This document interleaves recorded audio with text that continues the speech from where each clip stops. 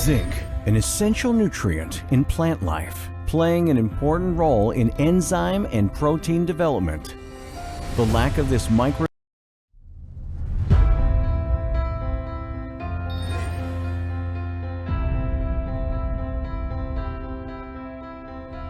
Zinc, an essential nutrient in plant life, playing an important role in enzyme and protein development.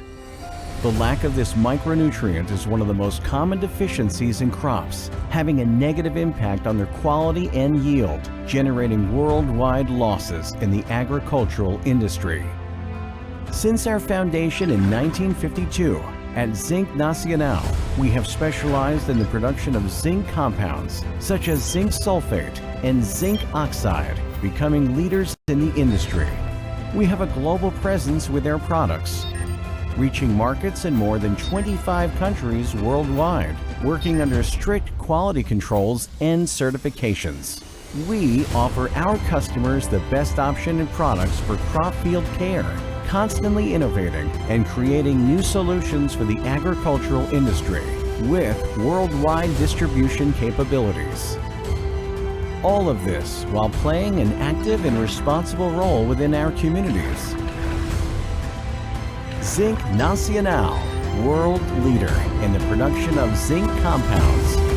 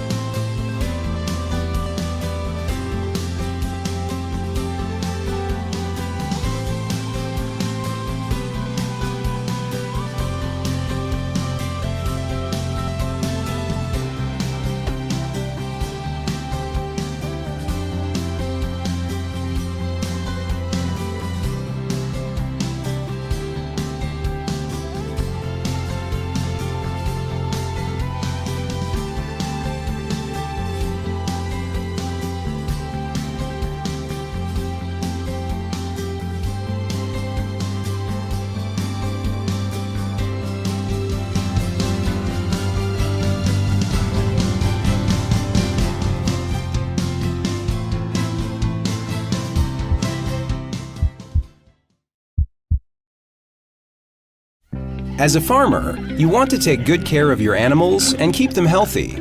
But in animal production, it's not easy to maintain good hygiene. With high levels of pathogens and buildup of animal waste, the disease level increases and cuts into your profits. So you tried drying products, but they only reduced moisture. So now you have very dry but sick animals. There is a better way. Stalosan F is a powder product that eliminates pathogens and improves the environment without harming the animals.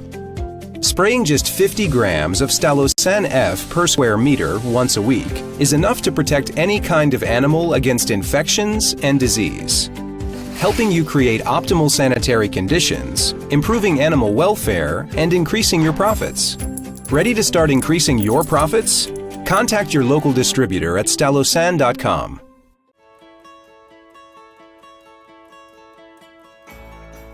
Sustainability is at the heart of our DNA at IFF. This is reflected in our purpose of applying science and creativity for a better world.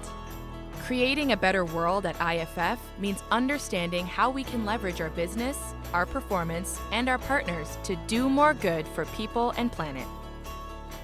IFF's 2030 Do More Good plan is our ESG Plus roadmap, comprising 4 key areas. First, doing better for the planet means supporting environmental stewardship in our operations and our supply chain. To mitigate climate change, we will reduce our absolute greenhouse gas emissions by 50% below 2021 levels by 2030, become carbon neutral by 2040, and be climate positive by 2050. This includes using 100% renewable energy, becoming zero waste to landfill verified, and minimizing our plastics and water use. It also means ensuring regenerative, deforestation-free ecosystems across our strategic supply chains. Next, we have a social responsibility to care for our people and communities. We continuously strive for an injury-free workplace in line with our vision for world-class safety performance. Our Diversity, Equity, and Inclusion program is focused on delivering an equitably diverse workforce. And by 2030, we aim to reach 50% women in all management levels. In responsible sourcing, we will continue to champion human rights and animal welfare while supporting farmers' livelihoods and ensuring prosperous and equitable value chains. Next, we champion accountability in all that we do. Ensuring the highest standards of ethics and integrity, we will continue to increase the transparency of our disclosures while holding ourselves accountable for continuous improvement in our ESG performance. And finally, the opportunities we see across our R&D portfolio are endless. Beginning with circular design principles, we are driving breakthrough innovations and sustainable solutions to support health and well-being while lightening our collective footprint on the planet. From upcycling and food waste elimination to expanding plant-based proteins, our goal is that every innovation will have a sustainability value proposition that supports people and planet. Our vision is to be the partner for essential solutions, solutions that support a more sustainable, more equitable, and better world. To achieve our vision, we will continue to seek new discoveries at every opportunity, constantly challenge the status quo, and empower others to convert ideas into impact. Together, we will do more good.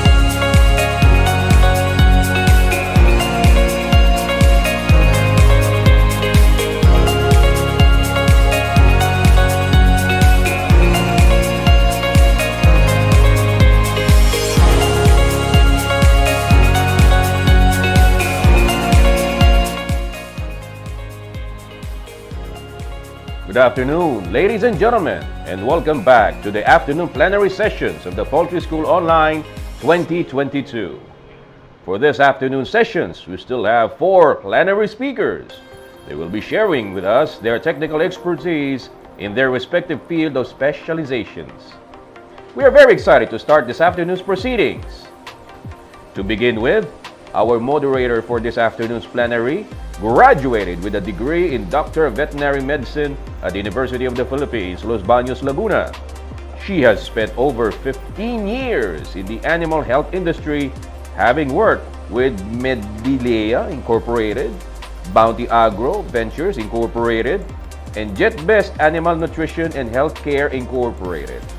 Her expertise spans in product management, technical presentations and training, account management, and quality assurance. She has extensive knowledge and exposure in the poultry segment, both layer and broiler, as well as in swine.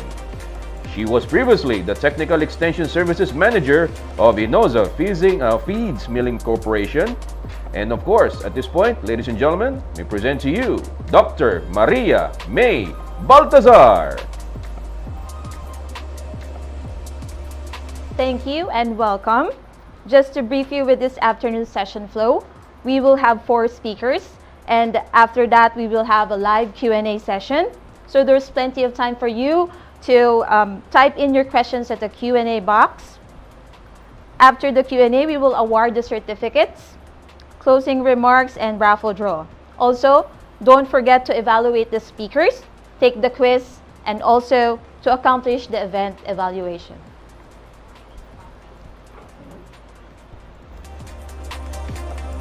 And now, my friends, the first paper to be presented for this afternoon's plenary session is Pathways to Protection, Options for Managing Inclusion's Body Hepatitis. Our first speaker this afternoon is an expert in poultry production and medicine and avian pathology. He earned his degree in Doctor of Veterinary Medicine at the University of the Philippines, Los Baños, and his doctorate degree at the Osaka Prefecture University at Sakai, Osaka, Japan. He was awarded as an outstanding student by the UPCVM in 2013 and has worked in poultry products quality control as a research and extension veterinarian. He is currently working as an assistant professor 5 at the Institute of Animal Science, College of Agriculture and Food Science at the University of the Philippines at Los Baños. Ladies and gentlemen, please welcome one of the promising poultry practitioners of PCPP, Dr. Sherwin I. Camba. Good day, everyone. Before I begin, I would like to thank the Philippine College of Poultry Practitioners for giving me the opportunity to present in this year's Poultry School Online. My topic for today would be Pathways to Protection, Options for Managing Inclusion Body Hepatitis. As for the outline of the presentation, I'll briefly discuss the introduction, then I'll present the epidemiology, disease manifestations, and diagnostic tools for fall adenoviruses. And lastly, I'll discuss the control strategies. As for the introduction, fall adenoviruses belong to the family Adenoviridae. It is under the genus Avi adenoviruses, or formerly known as the Group 1 avian adenoviruses. And based on molecular characterization, there are 5 fall adenoviruses from A to E.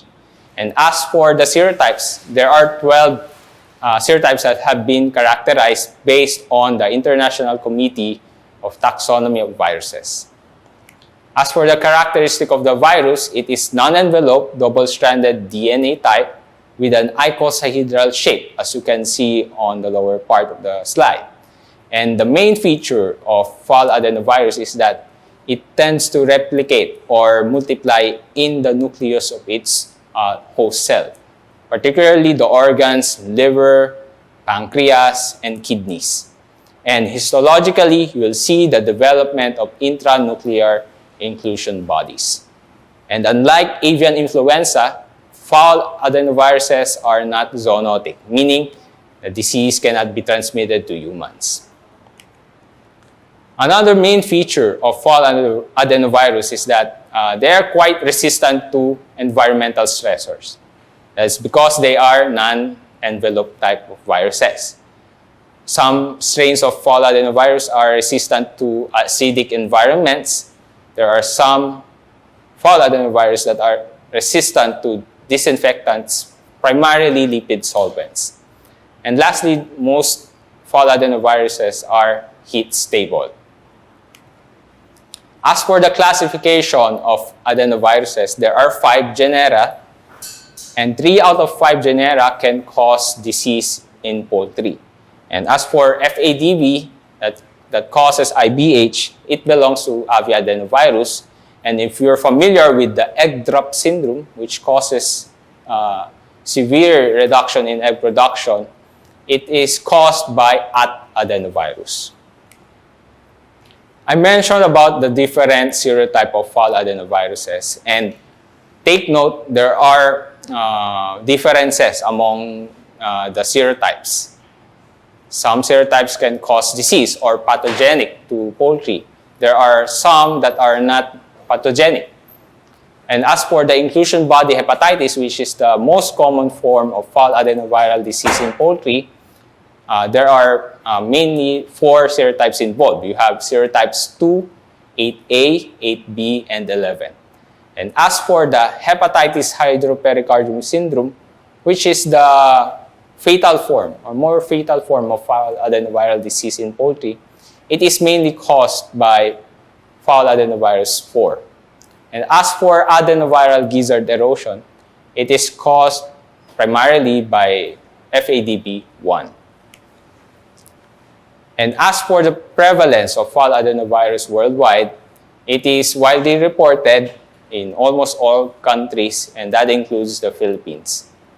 And take note, the presence of serotypes 4, 8, and 11 is quite similar to other countries in Asia.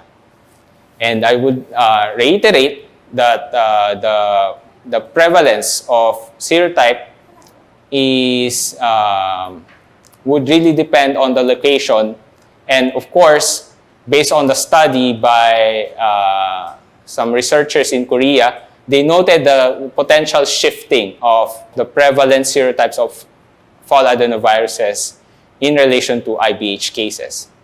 There's a study that they did a 10-year monitoring of IBH cases in poultry, wherein initially they identified fall adenovirus 4 during the earlier stages of the study, and then later on they noted that it has shifted to fall adenovirus 8B during the latter stage of the surveillance.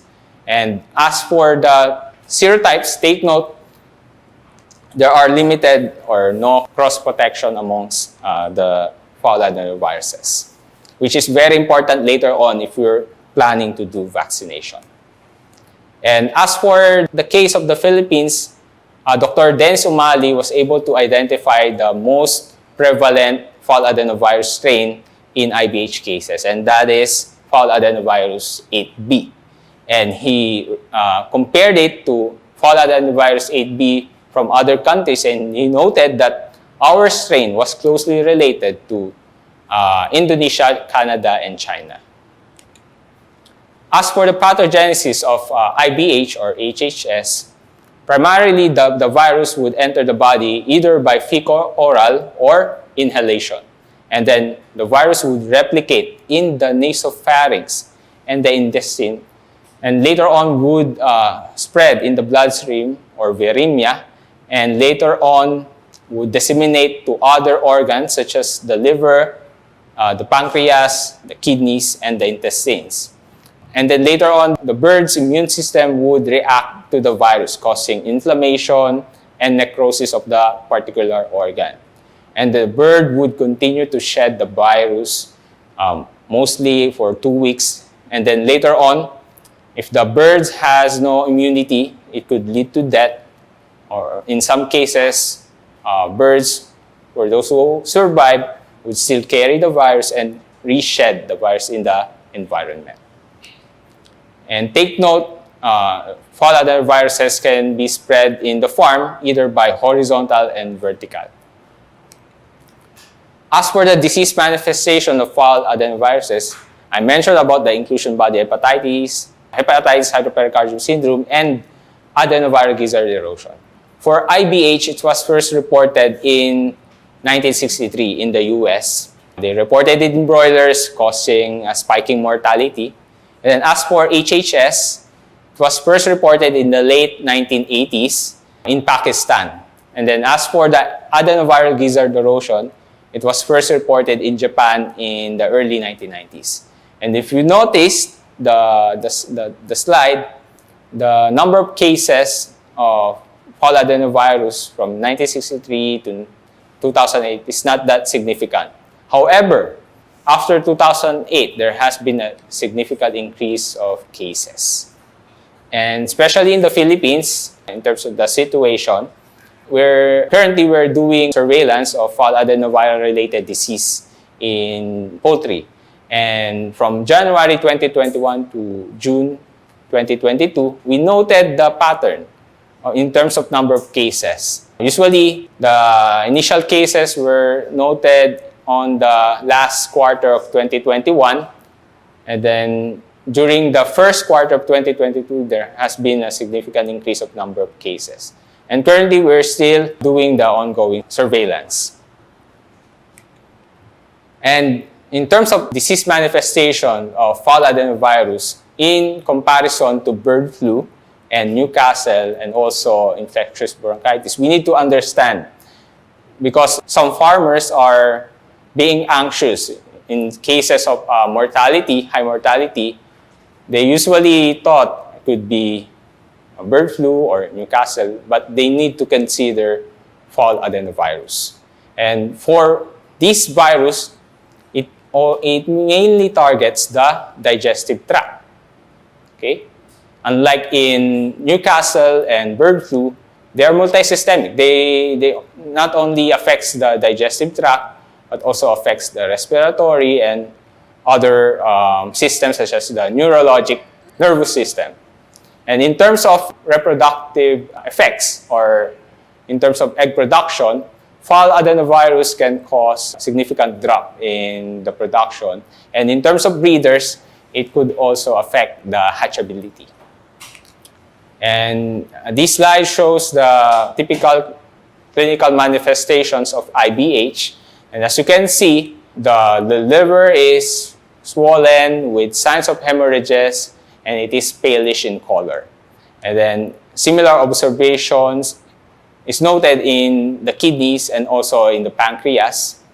And then if you do histologic examination, this is a liver, a slide from a liver, and the black arrow shows the normal liver cell, with the typical nucleus. And as for the liver cell that is infected by fall adenovirus, you see this feature, the basophilic nucleus of the liver cells. As for the hepatitis hydropericardium syndrome, in terms of the manifestations in the liver, kidney, pancreas, is similar to IBH. But take note, in HHS, you see the development of fluids within the pericardium syndrome. And it is similar to lychee or rambutan. As for the adenoviral gizzard erosion, take note, you need to differentiate it from other conditions that can cause gizzard erosions in poultry. You have Clostridium, mycotoxicosis, and others. But as for the adenoviral gizzard erosion, this is the typical sign. You see black patchy erosions of the kaolin layer. This is more severe form. This is the mild form of the gizzard damage. As for the immunosuppressive potential of fall adenovirus, before they thought that virus is commensal. It is only supportive to other immunosuppressive agents such as IBD or infectious bursal disease or chicken anemia virus, Marek's disease, or mycotoxicosis. But a recent study suggests that fall adenovirus itself can cause immunosuppression in poultry. And in this case, this study, which was conducted in 2019, they determine the immunosuppressive potential of fall adenovirus. In this case, they infected the flock with FAD-B4 and they vaccinated the flock with NDV and H9 or the bird flu vaccines. And they compared the titers 14 days after the infection and vaccination, and they noted that non-infected birds have higher titer than those flocks with fall adenovirus, as you can see on the slide. Okay? And in terms of the effect of the virus in the thymus or the bursa, which are the immune organs, 5 days post-infection, you see these necrosis, which would suggest that indeed these viruses can cause immunosuppression. As for the impact of fall adenovirus in production efficiencies in the farms, in broilers, primarily it causes mortality and also condemnation of up to 30%. For mortality, it would vary, usually up to 30% or 80%, or usually it would range from 5 to 10%. And in this case, by Dr. Maleficio, he noted the disease in 2020, wherein he observed this spiking mortality in broilers started from day 22 up to day 24, and then suddenly it dropped. And upon necropsy, he observed these typical signs of IBH, and this is the normal liver. And then upon verification by PCR, they noted that indeed the flock was positive, and then also they collected blood sample for ELISA, and the infected flock had higher titer than those normal flocks. And in our case in Japan, wherein we noted in layer farms, there was a sudden drop in egg production in a young flock around 26 weeks of age. And upon checking of other infectious diseases that causes egg production drop, such as IBD, IV, EDS, and others, those tests were negative. And upon further verification by histopathologic examination, my sensei was able to determine or check the inclusion bodies in the oviduct cells. And my senpai, Dr. Fletcher Del Valle, was able to detect fall adenovirus from oviduct, and then was able to isolate the virus. And later on, we attempted to do autogenous vaccines. And this is another case in the Philippines, wherein Dr. Rojas and Yabut was able to observe fall adenoviral lesions in the GI tract. As you can see, you have this minor gizzard erosion and inflamed or reddening proventriculus, and also the GI tract. And also they noticed there are signs of false layer. But take note, you need to differentiate it with other viral disease such as IB. As for the diagnostic tools, PCR would be the preferred technique to identify the presence of the virus. And in order to determine or identify the serotype, you need to do sequencing. And then if you're interested to do autogenous vaccines, you need to isolate the virus. And as for histologic examination, it is the cheapest diagnostic option. You can submit liver, pancreas, proventriculus, or gizzard samples. As for serology, it is also available, but unlike in PCR and sequencing, it is not specific. Now we go to the control measures. Again, managing fall adenoviral outbreaks in your farm should be holistic. You need to consider the bird, of course, the environment, and that includes the management, and lastly, the virus itself. Okay? For the infectious agent, in order for the virus to cause an infection in the bird, it needs to be at high dose. What are the instances that can cause high prevalence of the virus in the farm? For instance, you have poor biosecurity and also inefficient cleaning and disinfection, because the virus can survive in the feces for weeks and up to 3 months. And also, you need to determine the pathogenic characteristic. As I mentioned earlier, there are serotypes of fall adenovirus that are pathogenic and non-pathogenic. That's why diagnostics is very important. As for the environment, you need to ensure proper feeding and nutrition, because at the end of the day, we want our birds to have an efficient immune system that could fight not just the fall adenovirus but other diseases as well. Ensure the temperature and humidity within the farm, because it would affect the overall well-being of the birds. Again, invest in housing and management, avoid any overcrowding, ensure proper sanitation. And another thing that can cause stress in the birds, that would be the wind direction and air velocity. You need to consider as well the season, especially during rainy or during summer. That could lead to stress.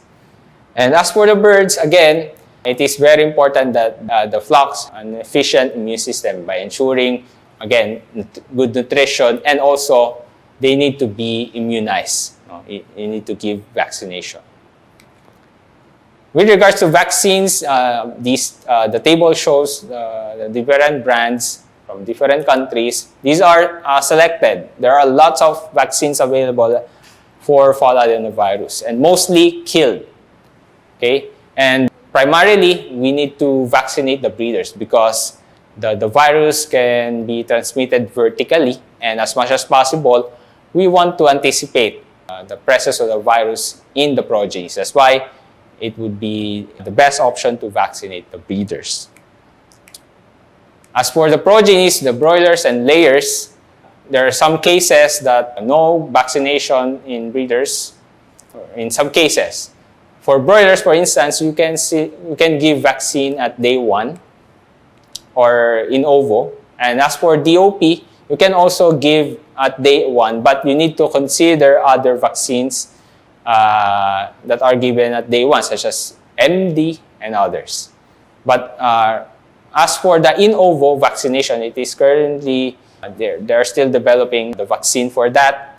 And as for the layers, it is ideal as well to do vaccination at 8 weeks and 12 weeks of age. And then as for the in ovo vaccination, this is the most recent study by Sarfas et al., wherein they evaluated the in ovo vaccine for FADB8B. And the data shows as early as 17 days post-vaccination, or 17 days of age, there has been an increase of antibody titers for FADB8B. And it further increased based on the adjuvant type, as you can see. You can have a protection for up to 31 days of age.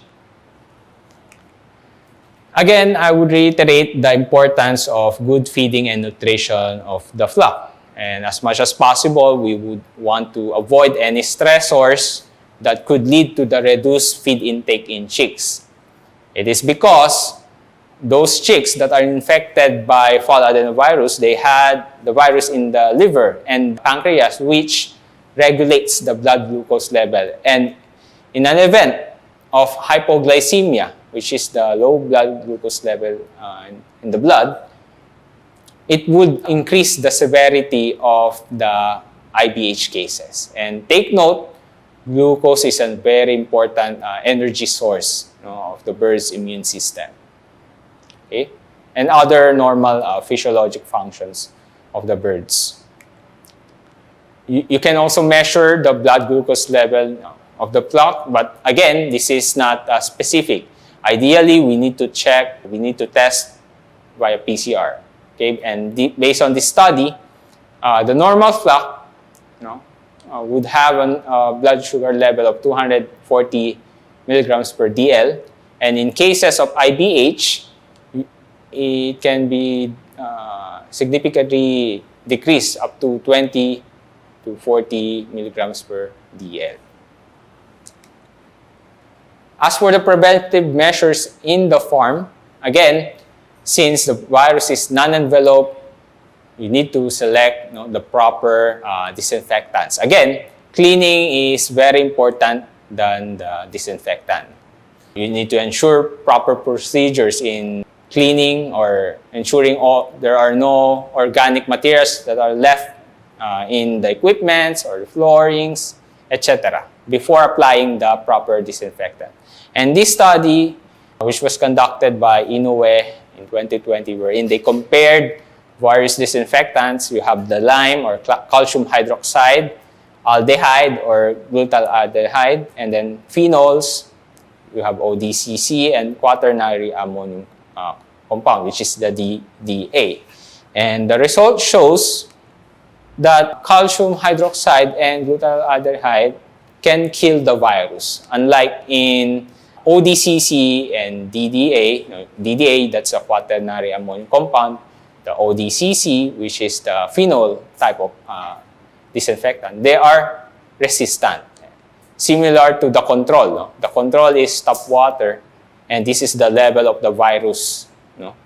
Unlike in calcium hydroxide and glutaldehyde, it decreases, as you can see. And this is another study by my colleague, Dr. Del Valle, wherein he compared some physical or chemical agents in terms of biochemical properties of FADB4. And he noted that FADB4 are sensitive to ethanol, 100%, at a temperature of 58 degrees Celsius. And of course, from 54 and 52, and then for formalin, again, aldehyde-related disinfectants. Fall adenoviruses are quite sensitive. And in terms of the impact of the outbreak, as much as possible, we would want to manage it smoothly. Since it is a viral disease, there's no effective antibiotic treatment. And in cases of secondary infection, you may give antibiotics. But ideally, we want to stimulate the immune system of the flock by giving multivitamins, or you need to give dextrose as source of energy since the birds have low blood sugar. And as much as possible, you need to remove mortalities and the sick birds because these birds are the carriers of the virus. And as much as possible, you need to submit samples for diagnosis. And continuous disease surveillance is a must. You need to identify the serotype, which is very important for vaccination. As for the final thoughts, I would reiterate the importance of biosecurity, surveillance, serological monitoring of the breeders, broilers, and layers, and most importantly, vaccination of the prevailing serotypes in the breeders and also in the progenies.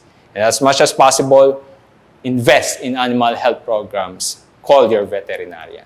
And with that, thank you very much for listening. And if you have any questions, feel free to message. Thank you.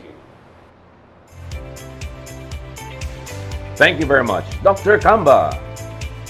The second paper to be presented for this afternoon's plenary session is Registration, Licensing, and Certification of Poultry Facility.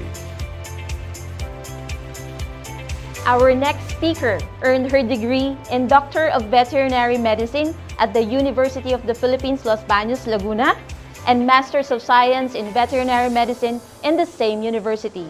She specialized in veterinary public health and has worked with Foremost Farms Incorporated and currently Veterinarian 3 at the Bureau of Animal Industry.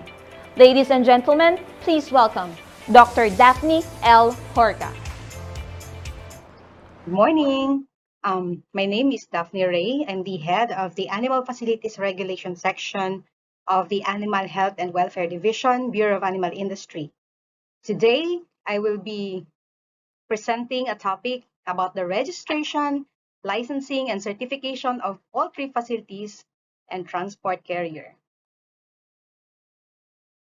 For the outline of my presentation, I will be browsing up on some legal basis, the rationale why we regulate facilities, procedures on the registration, and the registration of transport carriers. So at this juncture, you are maybe wondering why there is a need for us to regulate your facilities. Perhaps some of you might think this is just an additional requirement, or maybe a burden or additional burden to your business. Or maybe some of you will think about the compliances to the laws that we have, such as Act 3639, which created BAI as the lead agency for the investigation of the diseases, livestock development, and for the issuance of policies related to animal health, as well as the Republic Act 10611 or the Food Safety Act of 2013. Maybe some of you will think about Republic Act 8485 as amended by RA 10631 or the Animal Welfare Act of 1998. All these issuances are related to registration of your poultry facilities. So the question is, why is there a need for the regulation of your poultry facilities? First, I would like to define animal welfare. According to the World Organization for the Animal Health, or OIE or the WOA, it is the physical and mental state of an animal in relation to the conditions in which it lives and dies. That's why we have the DA-COW helping us to develop guidelines in the animals in the production stages. So we have DAAC number 4, which is the rules and regulation for the registration of facilities and other issuances that are related to animal welfare, as well as how to properly slaughter the animals, how to euthanize animals. So it is really important that we have these policies in place so that we can check for the good welfare of the animals, as well as the quality of the meat that we will be having. But of course, we won't eat meat from a stressed animal because the meat from a stressed animal is not really good. All right? So some of you will think that animal welfare is the overall well-being, or welfare, as we say, is the overall well-being. Say, for example, we have this hen, we have this chicken. We need to check on the housing, of course, because we say that the housing or the environment or the facilities that we have is a factor for the good welfare of this chicken. Imagine if the cages of our flock are very dirty. There will be a lot of ammonia buildup. Of course, that will be a haven for diseases like salmonella as well, right? And we know that the buildup of this ammonia will, in effect, affect the respiratory system of our animals. That will lead to problems in production, perhaps, or maybe diseases. Of course, there are a lot of factors. We are also looking at the nutrition of the animals, the food that we are giving them. And with all this, we also need water, clean water. Of course, everybody needs water, right? Clean, potable water for our flock, as well as the medications, the veterinary services. This is very important for our production. All right, so that we won't have any problems and we won't have any diseases that might affect our poultry. So when the disease is prevented, the cost to produce is much lower, of course. So that means more profit, more production, shorter harvest days, no antibiotic residues because there's no need for us to medicate.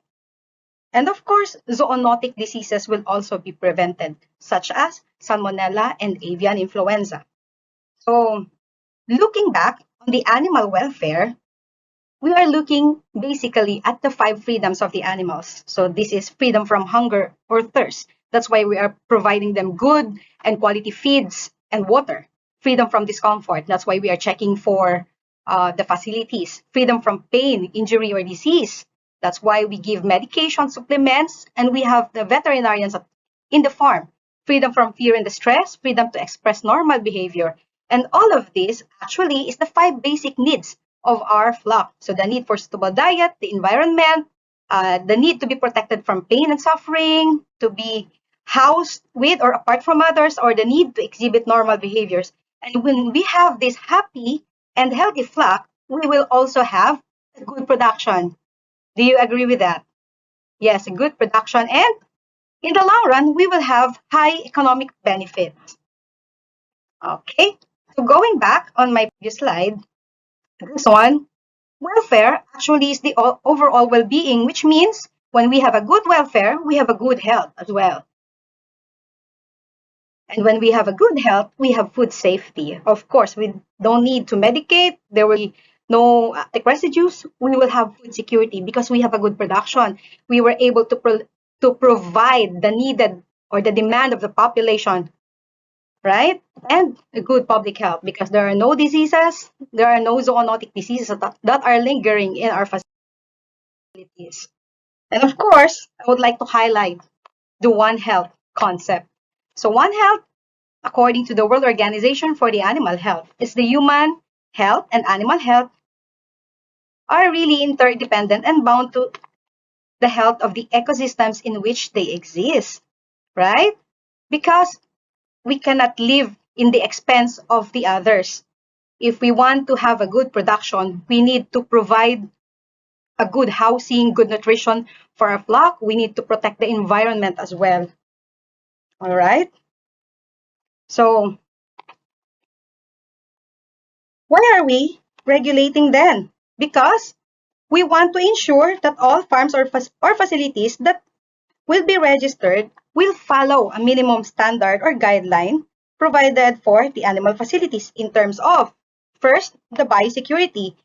This is to protect the animals from all the certain diseases so that we will have good production, better animal health, and better health for all the farmers as well, and even our caretakers. Number 2, for the provision of good housing to maximize production potential, of course, and good animal health. Imagine if we have a farm with a lot of chicken and there are no space for them to move. If you could just imagine that, it will be a lot of difficulty for the flock as well. And in terms of health parameters, in the long run, what we really wanted is the food security, food safety, the health of the people in which it will touch the One Health approach. Remember the previous slide, the One Health. This is in terms of coexisting with the nature or with our environment. So we cannot just raise a flock, have medicate them or feed them, and then we will not be thinking about the sustainability of this. And in the long run, we will be affecting the environment, right? So we have to protect the environment as well. We have only one planet in which we live on, so we have to protect this. So I'm going to the registration process. Right now, I want to give you an update. As of now, as of July 31, 2022, we have around 934 poultry facilities that are registered currently. But we know that there are a lot of farms in the country. Actually, most of the farms are concentrated in Region 3 and Region 4A, followed by Region 12, Region 7. Most of the populations are here. However, the registration is not that high as of the moment. The compliance is not that high. But compared to the previous years, from 2019 to 2021, this is, the status now is much larger as compared to the previous years. So what are the requirements? Of course, when we want to register our facilities, we should fill out the application form. You can download it at BAI.gov.ph in our website. The proof of registration or the creation of establishment. You may present to us the DTI, the SEC, or the CDA if you're a cooperative, or maybe a mandate if you are from the government sector.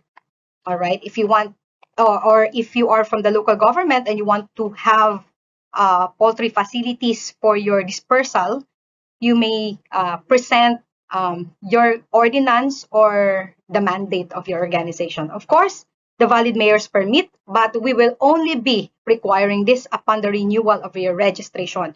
For the initial registration, we won't be needing the mayor certificate. Of course, the valid PRC, ID, and the PTR of your farm veterinarian, notarized employment contract or MOA with the veterinarian, certificate of the attendance, location map, and the ECC. So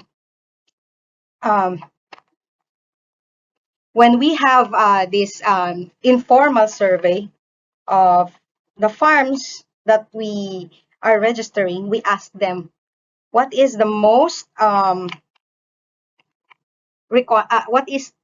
what are the difficulties that they have encountered in getting these requirements. They said it's the ECC. I'm not sure if you're agreeing with me, but most of the farmers that we have interviewed, informally of course, they have problems with the ECC. Actually, it is our moral and legal obligation to protect our environment. That's why we have ECC. And according to our law, we are needing this to have the sustainability of our programs, of all our livelihood. If you are going to apply for the ECC, you may go to the DNR website. If you have 10,000 heads of birds, you will be needing ECC. But if you have less than 10,000, you will need CNC, which you can apply online with the DNR website. All right. So I hope I helped you in that. Of course, there are a lot of questions about the ECC. And of course, we are needing your veterinarian. Veterinarians are really part of the workforce of our country. So they are responsible for the food security, the prevention and control of the animal diseases, and ensuring good public health. That's why in every animal facility, we are requiring the veterinarians. We are requiring employing veterinarians or having a consultation with veterinarian. Of course, we won't be having this good animal health and the medication program without our vets. So this is really important. So for all the farm owners who are presently watching this, I hope that if we are going to expand or if you are planning to have another facility, please get a veterinarian. All right. So how do we do this? Of course, you will have to submit first your documents. So incomplete documents will not be accepted. So if you're from a province, say South Cotabato, because I am from South Cotabato, I will be applying at the Region 12. Okay, so you will apply, you will submit your application in your respective regional field office. And for the NCR, you will be submitting it to the Bureau of Animal Industry. Second, if you have the complete documents submitted already, we will schedule you for the conduct of inspection and facility evaluation, of course. And when we have, when the inspectors deem that you are approved or they found that you are compliant and you have a good facility for your production, they will endorse for the approval of your certificate. And then you have to pay for the fee, and then we will release your certificate. Okay? So this is what I'm talking a while ago. You need applicants from provinces may submit their application to their respective DARFOs. So for the NCR, it will be on the BAI. So, all right. And the validity of this certificate is 1 year for initial, and renewal is 3 years. Okay, now that we have registered our facility, is that already enough or not? Of course, it's already the mandate. It's, I mean, also a mandate of BAI to protect the animal health, right? So we have this certification process because as of today, there are a lot of animal health outbreak or animal disease outbreaks, such as avian influenza, also transboundary animal diseases that are affecting our livestock industry. So as of the moment, we have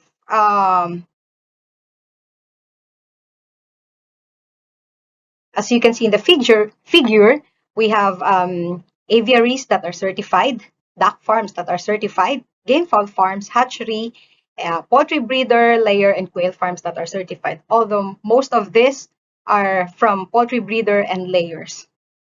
Okay, so part of the monitoring of the facilities and trade enablement surveillance is conducted in all animal facilities. That's why we have this biannual monitoring and collection of samples for testing. And then from time to time, BAI is issuing policies to protect the animal health and welfare. That's why we have this BAI or DAMC number 27, which gives guidelines for the movement of poultry commodities across the country during disease outbreak. Also, we have this DAAO number 5 of 2019, which provides us the movement guidelines during peacetime. All right. So all of these issuances actually are being consulted to all stakeholders, the poultry experts. We have researchers to back that up, as well as consultation with local government units and the private sectors. Of course, PCPP is being consulted on all the issuances of the Bureau of Animal Industry as well as the DA. Of course, we want everybody, we want all the stakeholders to be involved in building up our economy. What are the requirements for securing the ADMC or the Animal Disease Monitoring Compliance Certificate? ADMC is the former Poultry Farm Certification. We have renamed them in relation to the harmonization and streamlining process of the DA. So just like the Animal Welfare Registration, we have renamed this as Animal Facility Registration because of the harmonization in compliance to the Ease of Doing Business Act. So what are the requirements? Of course, your Animal Facility Registration Certificate, your laboratory test for avian influenza, but if you're a breeder, we will need additional tests for Salmonella and Polorum. Of course, your vaccination and medication program, the updated one, and the inspection report with biosecurity scores. Remember, I have mentioned that we are regulating in terms of your biosecurity, in terms of your health parameters, in terms of your housing parameters. So, of course, the application shall be submitted to the Bureau of Animal Industry, Animal Health and Welfare Division through this email. You may walk in, but we encourage that you submit it through our email. As of the moment, we are still developing the online process for this. The animal facility registration is already available. So if you know someone who wants to apply for the animal facilities registration, you will you may advise them to message us so that we can assist them on how they will register their facilities. And then from that registration, ADMC will be connected to that. So as of the moment, only BAI-AHWD is issuing this ADMC. And of course, documents are evaluated and verified, and ADMC will be issued. And the change is that from the poultry facility certification, poultry farm certification, which is around 100 pesos last time, for the ADMC, we won't be needing any payments. And the validity of this is still 6 months. And there. How about if we are going to move our commodities and goods from one place to another? What are we going to need. We have farm registration, we have our animal welfare certificate already, we have our animal disease monitoring compliance certificate already. So what else do we need from this to be able to promote or to sell a product? Of course, we will be needing to transport facilities, right? In the issuance that we have, transport carrier is also considered as the animal facility. So we will be needing this handler's license and certificate of registration as transport carrier. So to give you a brief update, as of July 31, 2022, we have issued 1,521 handler's license and 2,875 for the transport carriers. So these are the transport carriers that are registered to us, having complied all the requirements needed for the RA 8485, as well as the issuances, other related issuances that are related to the animal health and movement. So what are the requirements? Of course, we will need a completely filled out application form, 1-by-1 ID picture of the owner, proof of registration again, either SEC, DTI, or CDA, valid mayor's permit, of course, this time because you are a business, and all poultry traders are required to have them to have their businesses registered to their local governments. We will be needing mayor certificate, certificate of attendance as well, and ORCR of your vehicle. If you are a land transport carrier, marina or LGU registration, or your boat registration if you are motorboat. All right, and same with the animal facility registration. Applicants from provinces may submit your application in your respective DA regional field offices, and for the NCR, you will be sending it to the email that is in front of you. So livestock.handlers.transport@gmail.com. And actual inspection, of course, shall be conducted because this is also an animal facility. And upon the compliance of all those requirements, a certificate of registration will be issued with the payment. All right. So here is the sample form of your transport of your handler's license, and then the transport carrier. So it's easy to remember actually. The yellow one is the handlers, the green one is the transport. And the validity of this is 1 year. Both of them is 1 year. And the fees for the handler's license is 300 pesos, and for transport carrier, 500 pesos for all the four-wheelers up, and 300 pesos for the three-wheeled vehicles or the tricycles. All right. So we have this facility registration. We have this farm certification. At the center is the legal basis that we have. And on the far right is on why are we needing this and what is the rationale of this.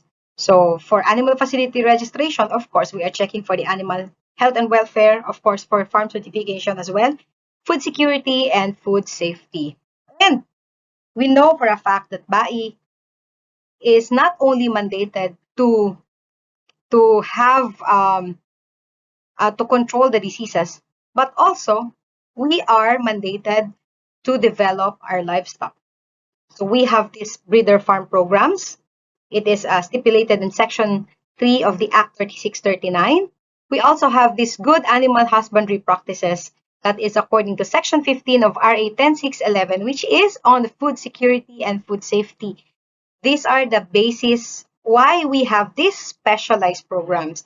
So if you have a facility, if you have a poultry farm, of course, you need to register that first, get the certificate of registration or the license to operate as animal facility, and then have it certified by complying to the tests that are required for the movement, for the trade. So you will need to get ADMC, and then if you want to promote further, if you want to have a good market for your breeder, you may need to apply for the breeder farm programs that we have. Also, if you want to export your products, you can apply for the GAHAP. Okay? So that is what is needed for your import. As of the moment, or the export. As of the moment, we have 16 breeder certification for the game fowl. I'm not sure about the PS layer or how many. I have not included it here. And as of today, we only have 14 GAHAP certified farms. So for the conclusion, we have to remember that good animal welfare is having a happy and healthy flock. Of course, we are checking for the health component as well. When we say welfare, it's the overall well-being. Of course, the health is already included. We will have good production if we have a good flock, right? We will have high economic benefits. In the long run, we will have economic stability. We will have food security, food safety, and a good public health. All of these are interrelated and all of these are interlinked. That's why we are needing your support and we want you to partake in this endeavor to maintain, to ensure a good animal welfare of all our flocks. And of course, by protecting them, by giving them a good welfare, we are protecting the public health as well. All right? That's all. And for more information, you may contact us through these mobile numbers. And you can follow our page or the Facebook page, BAI Animal Health and Welfare Division, or you may email us at ahwd@bai.gov.ph for more details. Thank you and have a good day. Thank you very much, Dr. Jorca. And now, at this point, we'll be having a 15-minute break. See you all later.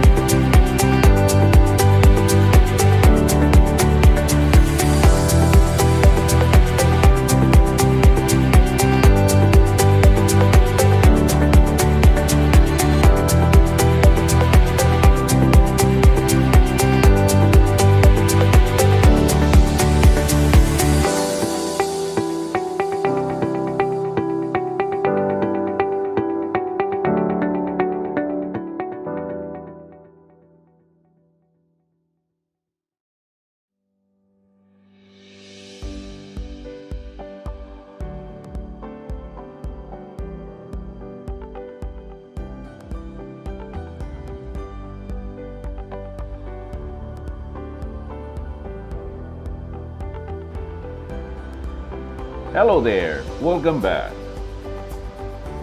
Now, the third paper to be presented for this afternoon's broiler session is the role of microbiota modulation in energy feed cost savings. Our third speaker earned his master's degree in animal science at École Ingénieur Perpan, Toulouse, France, and his master's degree in innovation in ISTIA. He has a wealth of experience in product and technical management, having worked with Mixed Science, CCPA, and NeoVia. He is currently the Poultry Technical Manager of Lallemand.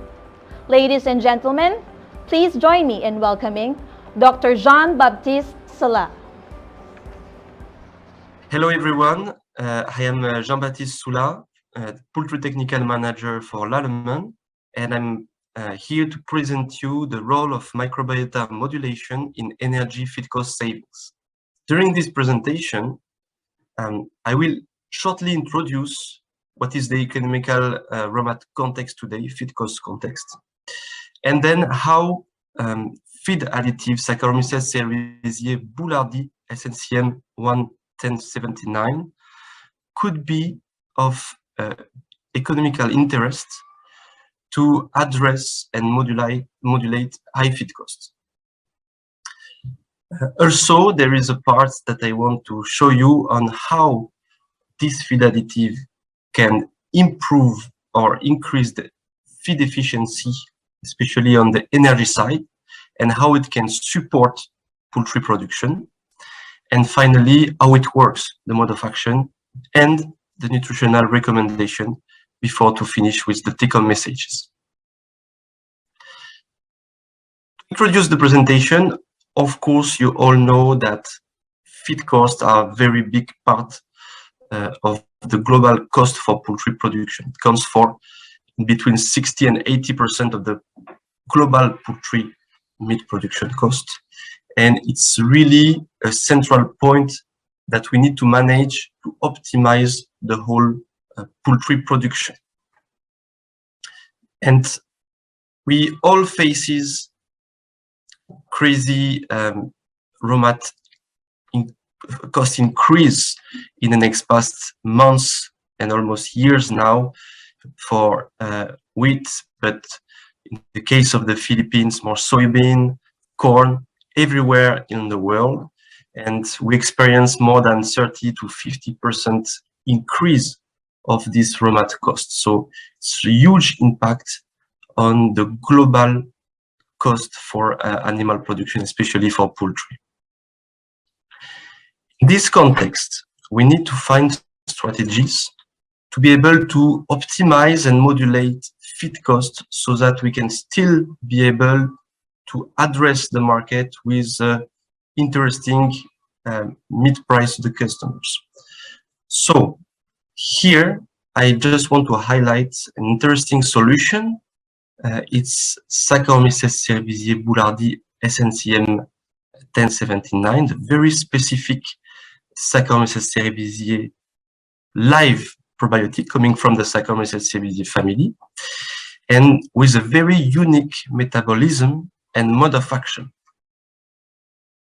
Globally, this yeast, this live yeast, will work within the whole poultry gut microbiota and poultry gut to modulate better the gut microbiota, protect the gut cell wall, and modulate the inflammatory response.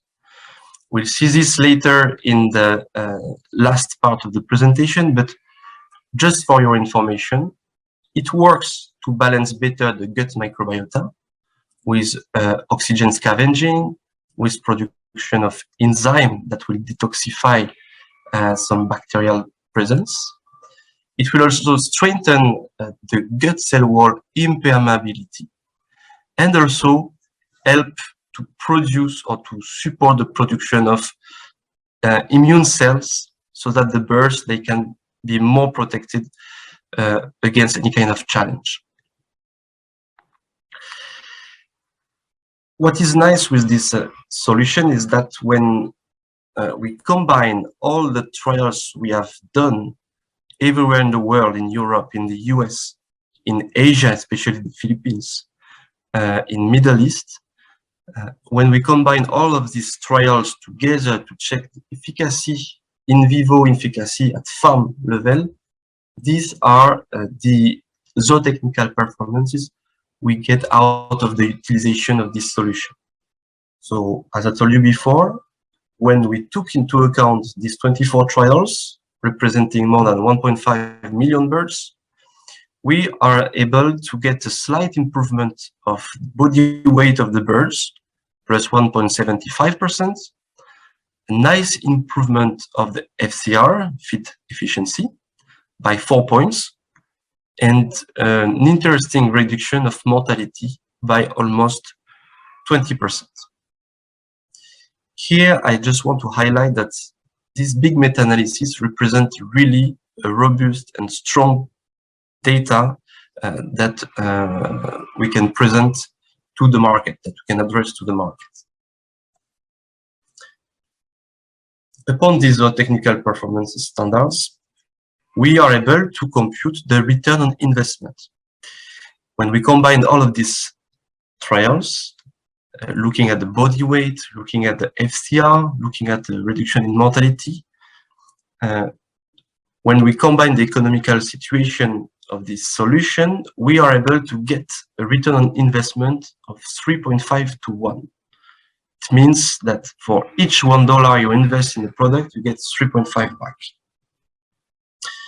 If we look at only the challenge condition with this product, we have 6 university trials where we challenge the birds with Salmonella, with Clostridium perfringens, with Escherichia coli, and still we use the Saccharomyces cerevisiae boulardii. Then we were able to improve much more the performances. You see a reduction of mortality by 42% and an improvement of FCR by 7 points. And in these conditions, in this challenge condition with bacterial challenge, we were able to get a return on investment by more than 10 to 1. So this is really the nice efficiency of the solution during challenging situation to really be helpful to support poultry production. In this ROI calculation, return on investment calculation, economical calculation, we took into consideration the body weight, the FCR, the mortality, the cost of the product, the price of live broiler meat, but there are plenty of qualitative benefits from this Saccharomyces cerevisiae boulardii solution that we couldn't take into account, and this is exactly what we also want to highlight here in the next slide, that using this solution is also of a help to improve many qualitative parameters, both at farm and at slaughterhouse level. For instance, talking about welfare, when we use this solution, because we improve gut health, we are able to see positive effect on litter quality, less wet droppings, and then increase of health of feet, a reduction of pododermatitis. Also, because we improve feed efficiency, we need less feed to produce kg of meat, so it's part of sustainability. We have so many studies showing the positive impact to reduce the use of antibiotics, and it helps also the animals to recover quickly after any kind of stressing situation in farm. At slaughterhouse level, this solution is also recognized, especially in Europe, to reduce the contamination by Salmonella. There is a strong dossier with this product, associated with this product, to improve food safety for humans, with the reduction of Salmonella and Campylobacter contamination in carcasses. And also, a lot of studies shows reduction of cellulitis, condemnation, and pododermatitis at slaughter level. And finally, also improvement of uniformity of the flock, so that the slaughter can benefit from more uniform birds.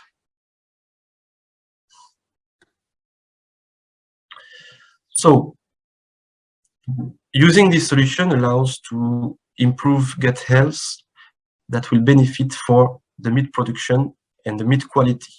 But how does this work, and how can this help to improve energy utilization into the feed? These are the next topic I'm about to present you today. Firstly, I want to show you in more details, and for a better understanding, how it works quickly. You have the microbial balance through a better oxygen scavenging. Here, to check this point, we used what we call the resazurin test. Resazurin is a molecule that turns blue in presence of oxygen and turns pink or translucid without oxygen.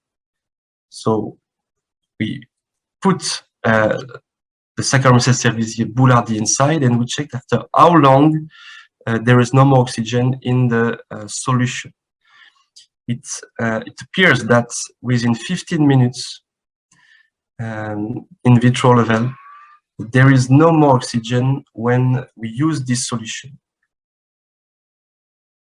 When it's translated to poultry, we know that the gut from the small intestine to the cecum, the passage of feed is really quick. So we need a solution that is really quickly efficient to solve issues within the poultry gut. And you know, when there is any kind of stressing conditions happening in the farms, you have a release of oxygen within the poultry gut. And this is where that can be very harmful for beneficial bacteria, and very harmful also because pathogenic bacteria will use this oxygen to develop. So it's really important that from the small intestine until the ceca, we are able to manage the oxygen within the poultry gut. And the Saccharomyces cerevisiae boulardii is able to consume oxygen for this own metabolism, so that there is less oxygen available in the environment, so better control of positive and pathogenic gut microbiota.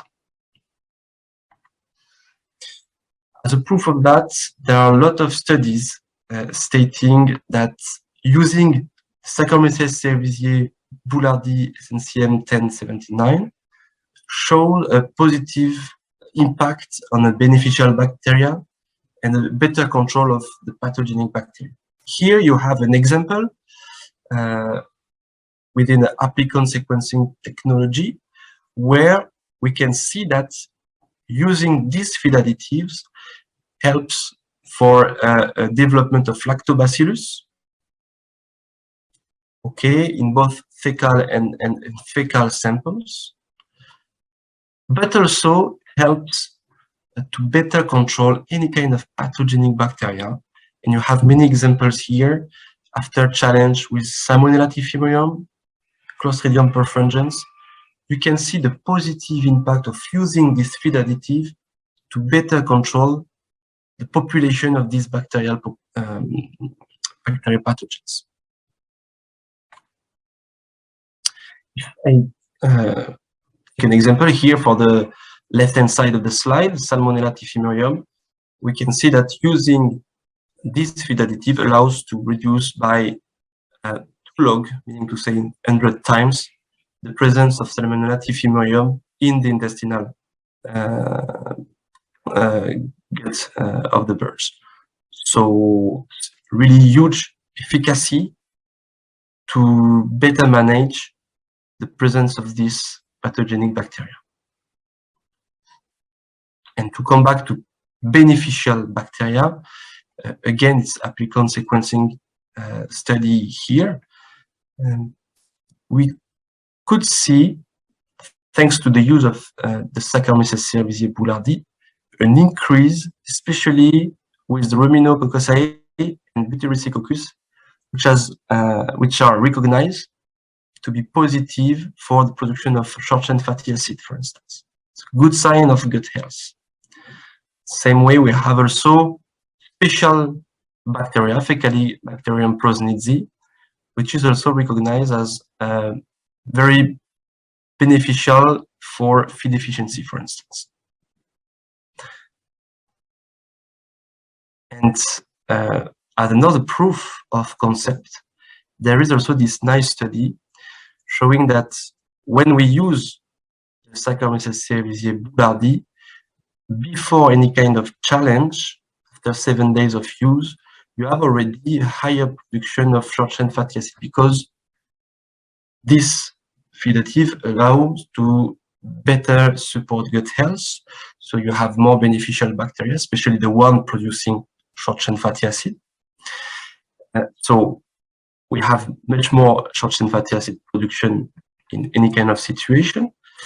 But then here in this study, we implemented a challenge with the Escherichia coli. You can see a drop of the production of short-chain fatty acid, showing the negative impact of this challenge on the beneficial bacteria. But what we can see is that quickly after the challenge, there is a good recovery of the short-chain fatty acid production, and really better way in the case of animals receiving the Saccharomyces cerevisiae boulardii in their diet. So we can really see the positive impact of this feed additive to manage, protect, and control the gut microbiota.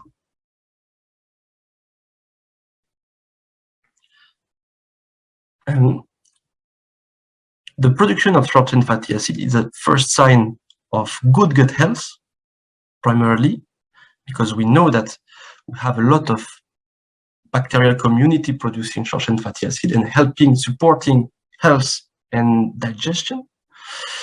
But also it's really important because these short-chain fatty acids are really positive for the bird's metabolism.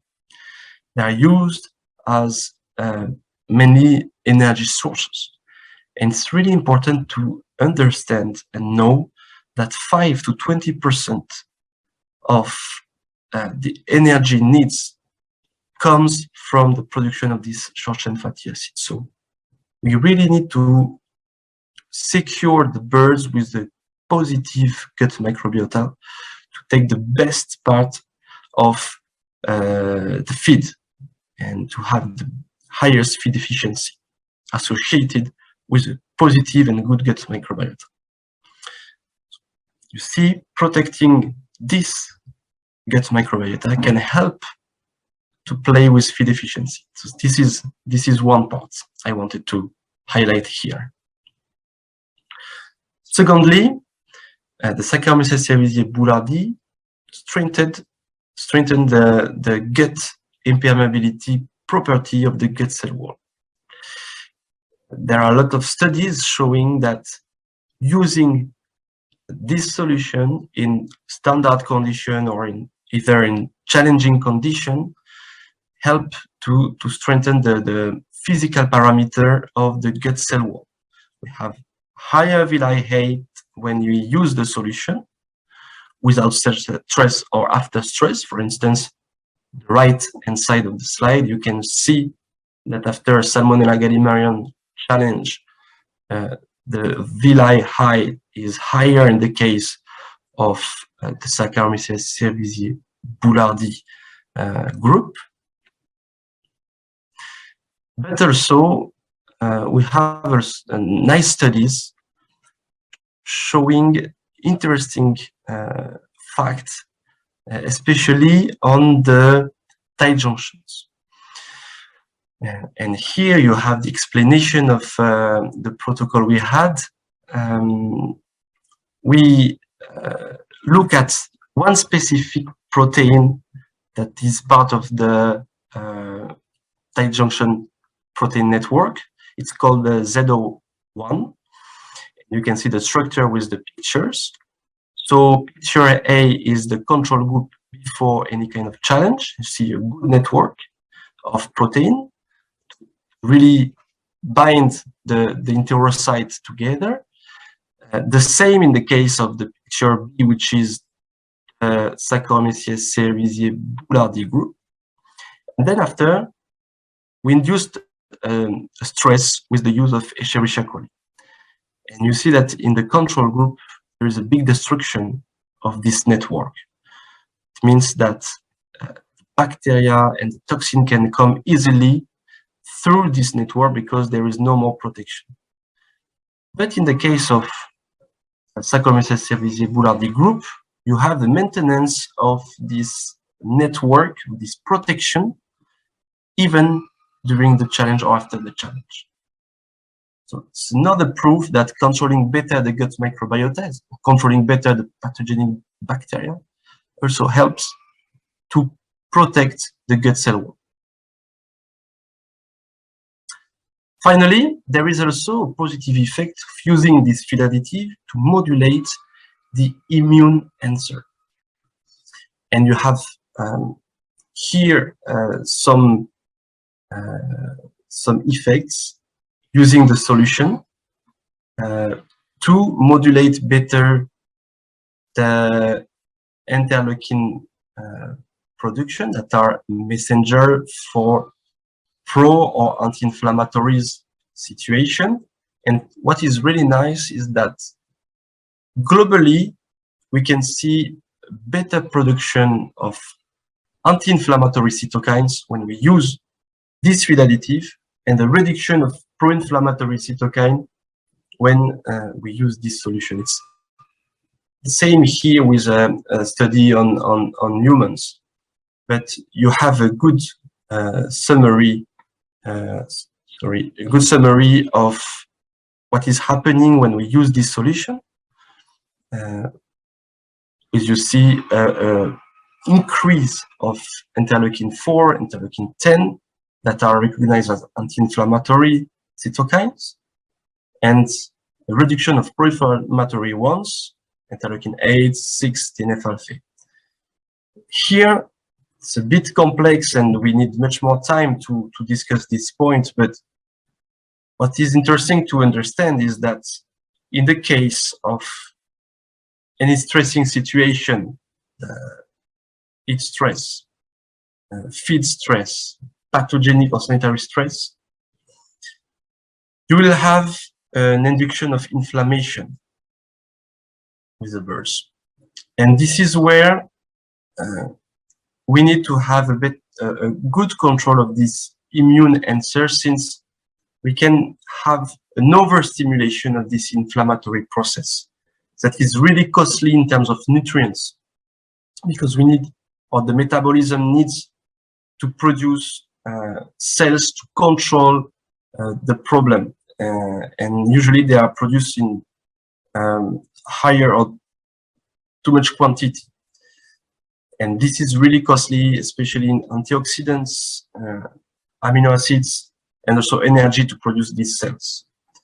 So when we are able to better control this inflammatory process, then we are able to save nutrient for production and not for immunity. This is the whole topic here. And you can see that using this feed additive, the Saccharomyces cerevisiae boulardii, helps to better control bacterial population, to promote positive gut microbiota that will produce short-chain fatty acid, and really better control the immune part and the inflammatory process part. So a lot of nutrients will be saved, and a lot of nutrients will be produced, the short-chain fatty acid, as additional source of energy for the birds. So this is really where we can expect to gain on the energy side when we use this solution. And this is also the reason why we see a nice effect on reducing mortality, because we control better the pathogenic bacteria. But we really see also positive effects on the feed efficiency because of the better control of this gut microbiota and reduction of immunity.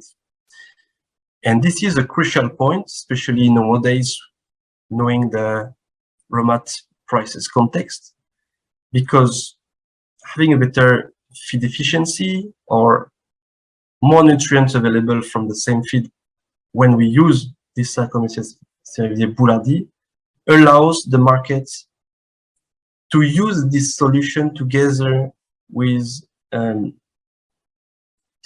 potential to reduce the energy content of the feed. We don't have time today, but we have also studies showing that when we reduce the energy concentration in diets, we are talking about 30 kilocalories of metabolizable energy per kg of feed, and we use Saccharomyces cerevisiae boulardii inside the feed, we better control feed cost and still benefit from the gut health benefits, better control of the gut microbiota, reduction of mortality, improve feed efficiency, and improve all the qualitative parameters I showed you before, like the litter quality, the possibility to reduce antibiotics, better carcass quality, less risk for foodborne disease, etc. So this is an interesting option for the market to use this solution together with an association of reduced energy in the diet, so that still protect the birds, still allow them to produce the best as they can, and still be able to modulate feed costs. So as a conclusion, I just wanted to highlight that the market needs to be flexible now with the current situation with the raw mat prices. We need to optimize everything to manage the most as we can the feed cost and the production overall cost. And in this context, using Saccharomyces cerevisiae boulardii, because it has a strong impact on gut health and on feed efficiency, can be a tool for the market to both act to improve performances, to have a good economical impact, and finally, to modulate the feed costs. And today, there is this very important 30 kilocal reduction in the energy diet concentration that can be used. And this is an additional tool for the market to really play with the formula cost. This is the end of my presentation. So really we want to thank you for your attention, and really now for any kind of question that you can have. Thank you.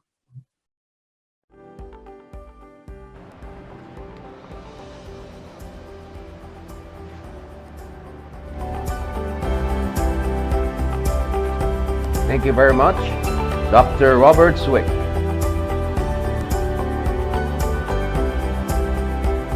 And now, the fourth paper to be presented for this afternoon's plenary is Net Energy System in Poultry Towards a Sustainable Production.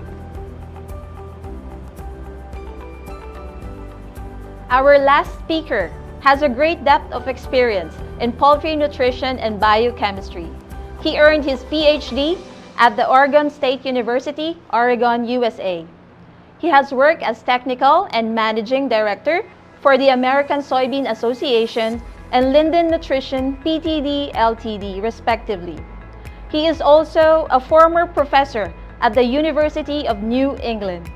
Ladies and gentlemen, let us welcome the current research coordinator of Poultry Hub Australia, Dr. Robert A. Swick. Hello, my name is Robert Swick, and thank you to the College of Poultry Practitioners and also USSEC for having me give this talk. We'll start out with a bit of a background about energy and energy systems for poultry, and then we'll go through how we develop some prediction equations for both broilers and laying hens. And then we'll talk about a formulation example and give some of the implications relative to sustainability. And as we know, energy is the driver of all things. And as a nutritionist knows, energy is not really a nutrient, but it's required for every chemical reaction in the body. And for most practical purposes, all of the energy that we use in the feed industry is originally derived from the sun. Another thing to keep in mind is that 50 to 70% of feed costs are energy related. And this seems to, at least in the last 15 or so years, seems to be related to the price of petroleum. And if you look at the graphs on the right, the top graph is the price of petroleum from 2000 all the way till today. And we can see there's ups and downs. And if you look at the price of corn, which is a high energy ingredient used in poultry feed, it's quite similar. So we can say that since the advent of the biofuel industry, we can say that petroleum and feed energy prices have been co-integrated. Not quite the same with soybeans, but 20% of the soybean is soybean oil, and that's very related to the price of petroleum. We measure energy in poultry feeds using different methods. We have true metabolizable energy, true metabolizable energy corrected for nitrogen, AME, apparent metabolizable energy, and that also corrected to zero nitrogen retention. We'll talk a little bit more about that as we go. We get variation also from the ingredients and from the bird, and also the methodology we use to analyze our ingredients. Nitrogen correction was done in the old days, mainly using the true metabolizable energy assay, where you're gavaging birds with a certain amount of ingredient and then measuring the energy coming out of the backside of the chicken. And that was typically done with adult roosters who are not retaining nitrogen. So that's zero nitrogen retention. So to use that in broilers, an adjustment had to be made. They don't do this in the pig industry. They don't do it in other industries, and we probably shouldn't be doing it in the poultry industry. And anyway, using the metabolizable energy does not really consider heat production that's given off as the birds metabolize the feed ingredient. And that's where net energy comes in, because it does take into account the metabolic heat losses that it takes to metabolize the nutrients in the ingredients, as opposed to these other two methods. And we can see in this graphic here a little more clearly, we have gross energy, and some of that is not digested. And then we have digestible energy, taking the indigestible material, the kcals or megajoules, away from that. Then there's a little bit that goes into the urine, which we cannot really separate out from the feces in a chicken, and we end up with metabolizable energy. And that is either maintenance energy or productive energy. And then there's some of it that is what we call the heat increment, which is not really the heat it takes to keep the body warm, but excess heat. You can think of that as if you drink a glass of wine and have a steak, and your wife or friend only has a salad, and you go to bed at night, you're going to be really hot and she's going to be cold because you're metabolizing all that excess protein and alcohol, and she's not. So the same thing happens with chickens. If we have an unbalanced situation where there's excess amino acids or too much protein, that will be metabolized and lost as heat. And that doesn't really do anybody any good. It's basically a loss of energy. So there's some issues that we want to formulate taking this metabolic heat loss into account. It's not that easy. It's easier said than done. First of all, we have heat production that we have to measure. That's tedious and expensive. We have to have calorimeter chambers. And the net energy values will also vary with the age of the bird, production stage, stress, and also the environmental temperature. And fasting heat production is also influenced by temperature and bird movement. So at the University of New England, and we've developed calorimeter chambers, and these can be either closed chambers or open chambers. And we've developed the closed chambers. So it's a completely sealed system, and we're measuring the exact amount of oxygen that's being taken in by the birds and CO2 that's given off. And then we can develop regression equations from using different diets to develop ways using the chemical components in the feed to predict what the net energy is for either broilers or layers. And once we do that, then we formulate more diets, feed those to the birds, put the birds in the chamber, and we validate what we thought we would get. And we'll go through this a little bit. So here's this closed circuit chamber. There's a pump that's circulating the airflow through the chamber. It goes through a trap of potassium hydroxide, which absorbs all the CO2. Then it goes into a moisture trap, take the moisture out, and then it's sent back into the chamber.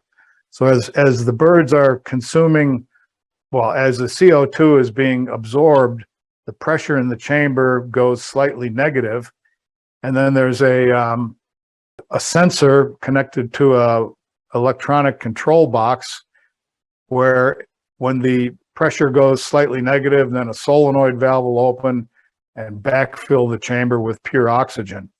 And we can measure the pure oxygen by weighing the oxygen cylinder at the end of the day, which is 24 hours or 22 hours. That's the run. And then we can measure the CO2 that was trapped. And using the oxygen and CO2 and an equation called the Brouwer equation, we can calculate heat production. And so then what we did is we had, for the broilers, we had 16 different diets with different levels of nutrients, and with 2 birds in each of 16 chambers. And this was repeated at least 8 times. With layers, we had 3 birds in each chamber, and we had also 16 different diets. And so a run was 1 day, so we measured the heat production for 1 day, cleaned the excreta out so we could measure also the metabolizable energy, and then put everything back and run, and we did that for 3 days. On the last day, the birds had no feed at all. That would give us an indication of the fasting metabolic heat production, which has to be subtracted in order to calculate the net energy. And one of the tricky things is to formulate these feeds because you want to have low nutrient correlations. So if you have a low energy diet, you could either have that with high fiber or high ash or low fat. Or if we have a diet, some other diet, anyway, it's really hard not to get the ash and the fat to be negatively correlated. But anyway, here's some of the correlations with fat and crude protein, and what we want is something that has a very low R squared. And that allows us then to later, when we go back and try to correlate which nutrients or which chemical components are related to heat production, it gives us a much better chance of doing this if these components are not correlated. And here's the Brouwer equation that I talked about: oxygen in liters times 3.866 plus CO2 in liters times 1.2. And that gives the heat production in kcals. And then we have the heat increment, which is the heat production minus the fasting heat production. That's the last day where they weren't consuming any feed. And we have, of course, the metabolizable energy, which is the kilocalories consumed minus kilocalories in the excreta divided by feed intake. And then we can adjust that to 0 nitrogen retention by measuring the nitrogen that's been retained, which is what they consumed, minus what they excreted. So we know what they've retained, and we multiply that by a factor, which is the energy value to excrete uric acid. And then finally, we can calculate net energy as the metabolizable energy either corrected or not corrected for nitrogen to zero nitrogen minus the heat increment. And then with these different diets, we had diets that all met the nutrient requirements of the chickens, but they varied in the fat and protein content and the starch content, sugar content, fiber content, ADF, NDF, etc. And then at the end, we had 16 diets and 8 different runs, and we did a regression, a multiple stepwise regression to find out which of these factors could predict the heat production and net energy. And we came up with these equations, and these were published in Poultry Science. The first one was Wu et al.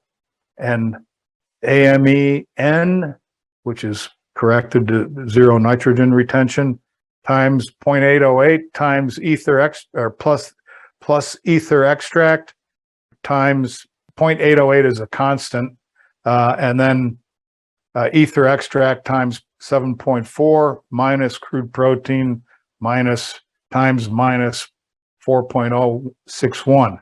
So what you can see looking at that equation is that if you have more fat or ether extract, that's going to increase the net energy. And if you have more protein in the diet, that will decrease the net energy relative to the AME. And the same thing we found with laying hens. Fat or ether extract was positive and crude protein was negative. And in fact, the values, the predictors were higher with the laying hens than they were with the broilers.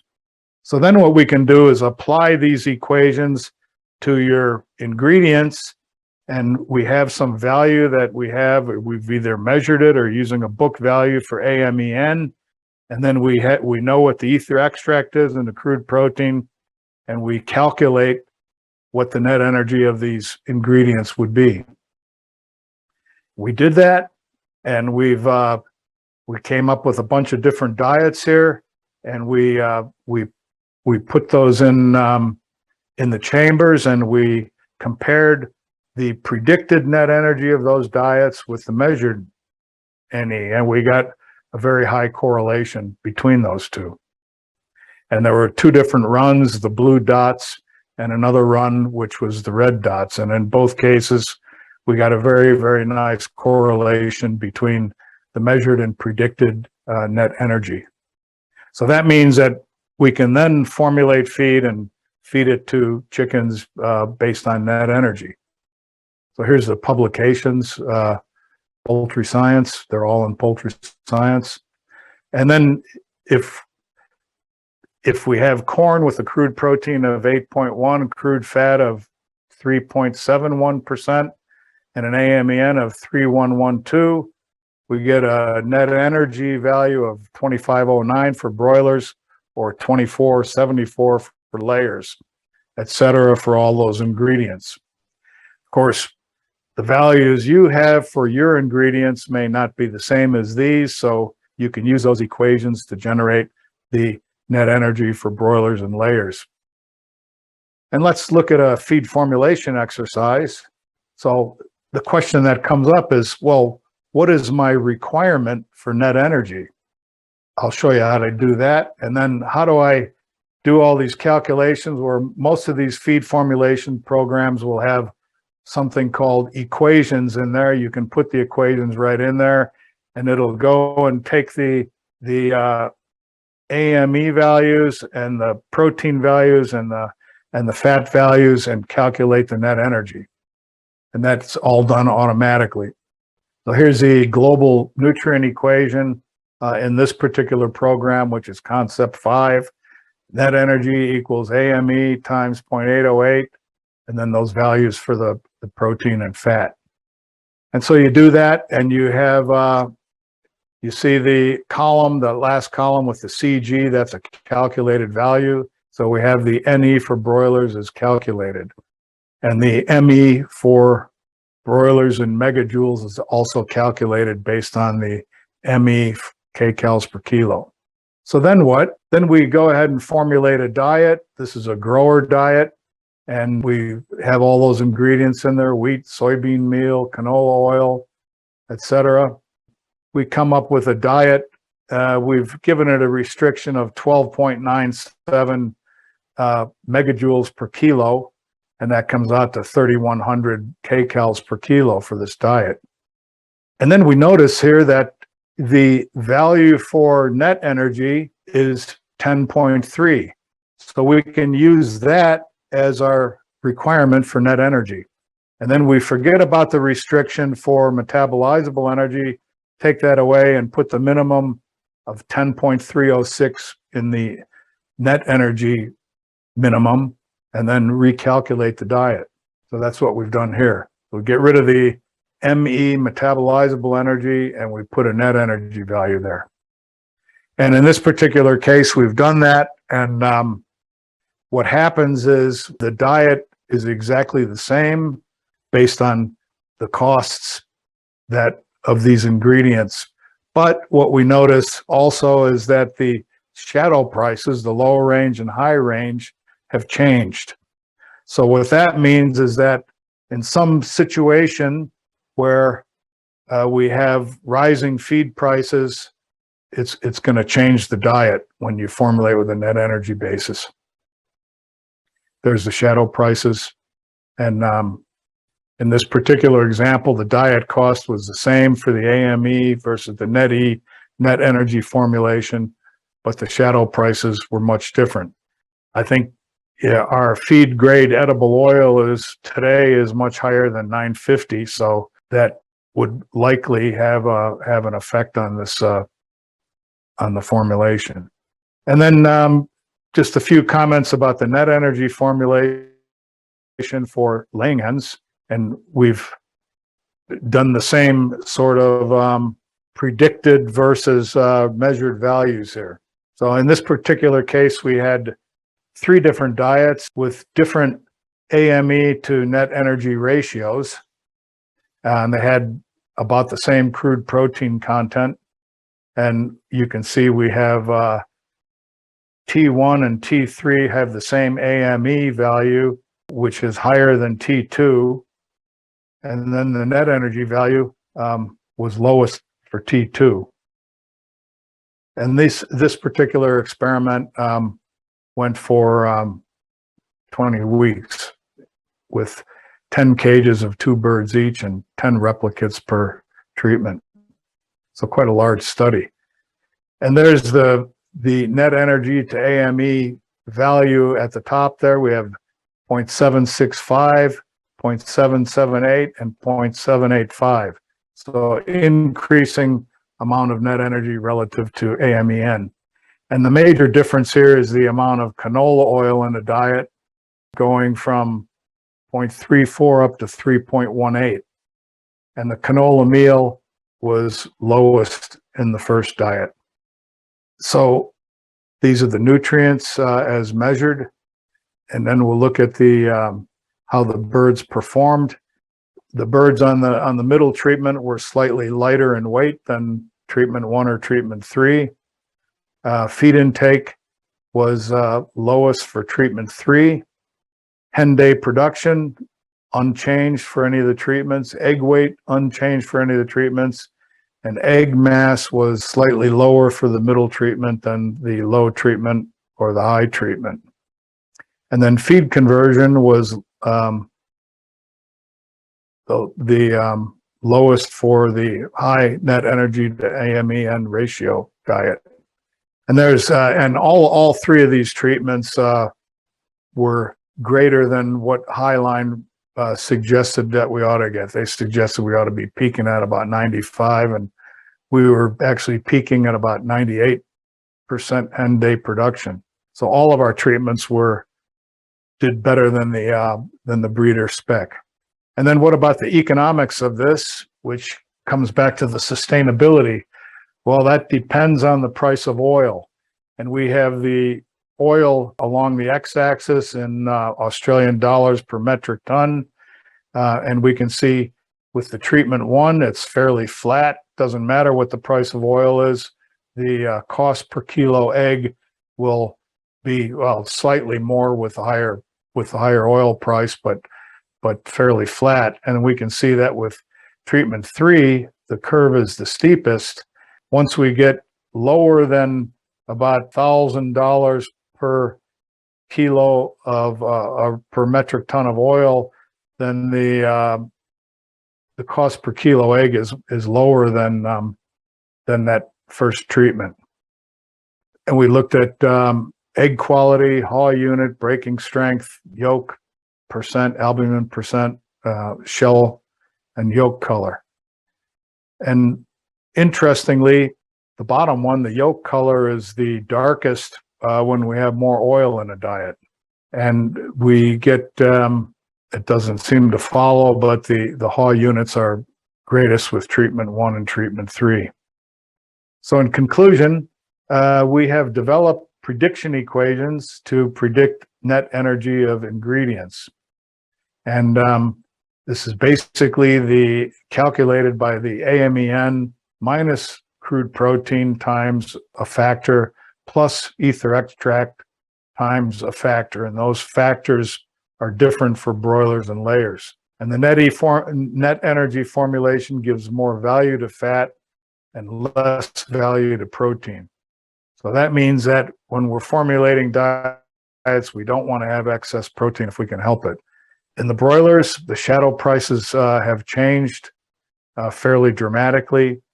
And in the laying hens, the high net energy to AME diet improved feed conversion, but the economics depends on the oil price.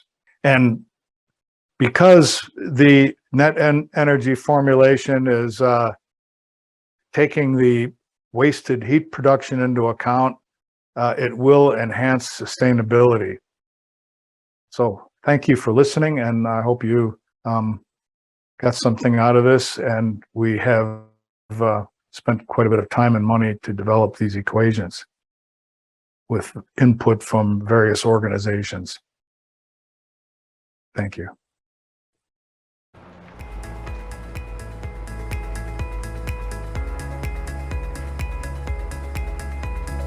Thank you very much, Dr. Robert Swick. We will now proceed with our open forum. May we call on screen our 4 speakers: Dr. Sherwin Camba, Dr. Daphne Jorca, Dr. Jean Soula, and Dr. Robert Swick. And also our moderator for this afternoon session, Dr. Maria May Baltazar.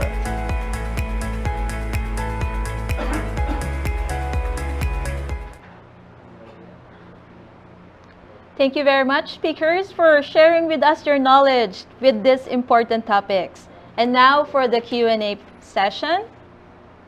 Okay. Our first question, this is for you, Dr. Camba. You mentioned that you attempted to make FADV autogenous vaccine in Japan. Can you share the results? Do you have a published paper with which you can share?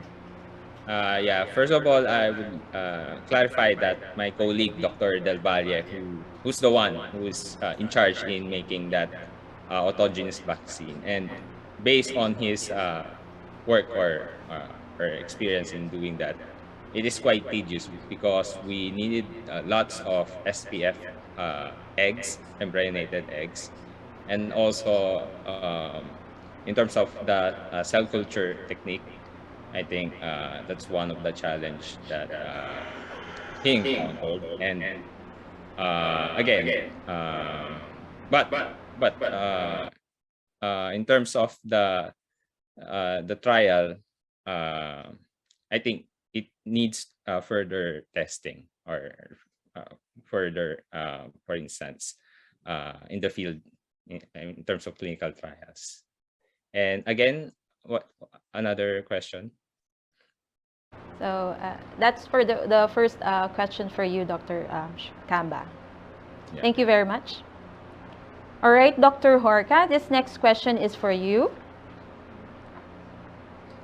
Can we require GPS tracking for animal handlers or carriers so that BAI can record and monitor the movement of areas with disease outbreak? That would be a good suggestion. But we are currently working on a project with the GPS along with the traders.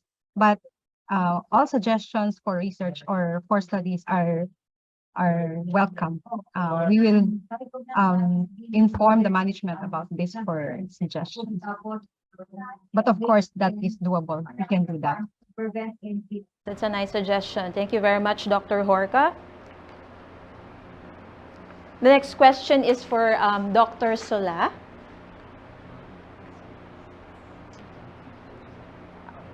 Would you recommend full cycle use of this Boulardii for broilers? Thank you for your question. And so far, this is the recommendation that we give to the market, since we want to have the best efficiency through the whole cycle production. Nevertheless, we are studying also to use this solution only for the starter and grower phase. And today we have also good results about it. So we are still investigating the best way to use it, but depending on the customer situation, the farm situation, we may in the future recommend either the full cycle or either some very specific part within the production cycle. All right. Thank you, Dr. Soula. And this next question is for Dr. Swick. Dr. Swick, who are the pioneer countries that are already doing net energy formulations?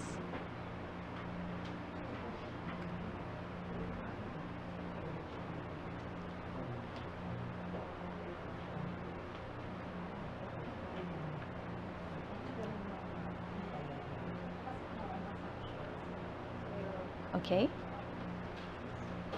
Sorry, I was muted. Okay. I was going to say, in the pig industry, there are many countries that are using net energy formulation.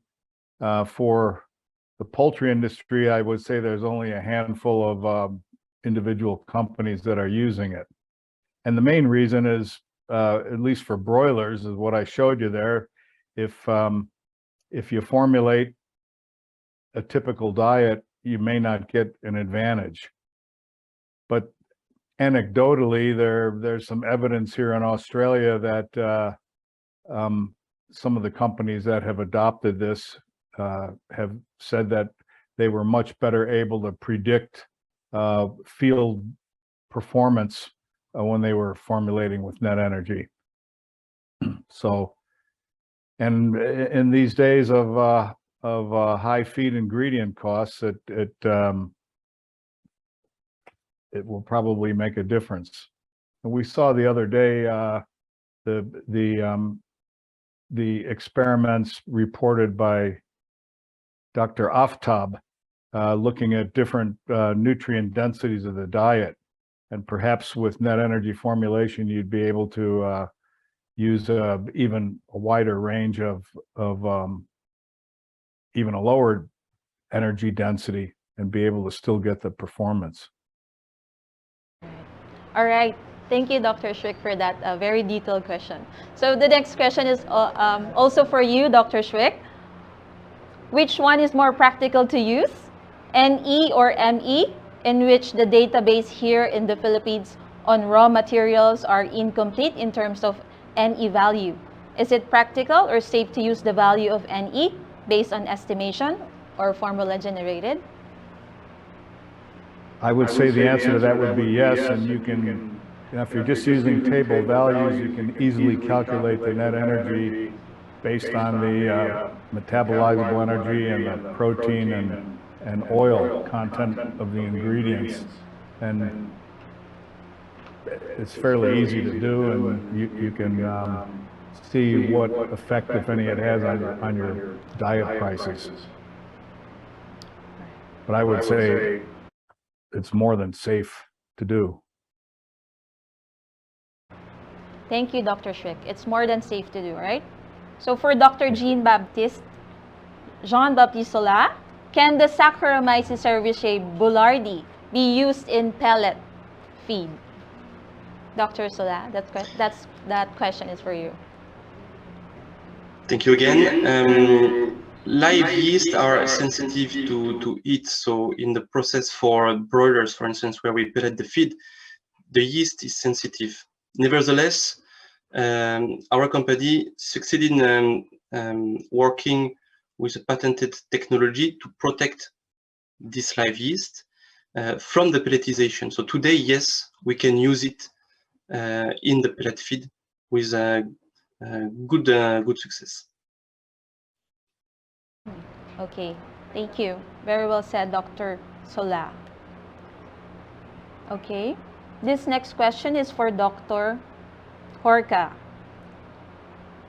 Doc Jorca, who will be the one to conduct the on-site inspection in the farm? Is it the BAI representative or a representative under municipal or provincial veterinarian? For the application of the animal facilities, we have a deputized regional animal welfare officers that are authorized to conduct inspections during their application. So also LGUs are also allowed, given that they are deputized as well by the Bureau of Animal Industry, to conduct inspection. So deputized officers from the Bureau? Yes. All right. Thank you, Doctor. This question is for Dr. Camba. So based on your survey here in the Philippines, what is the percentage of layers that were positive to IBH, Doc?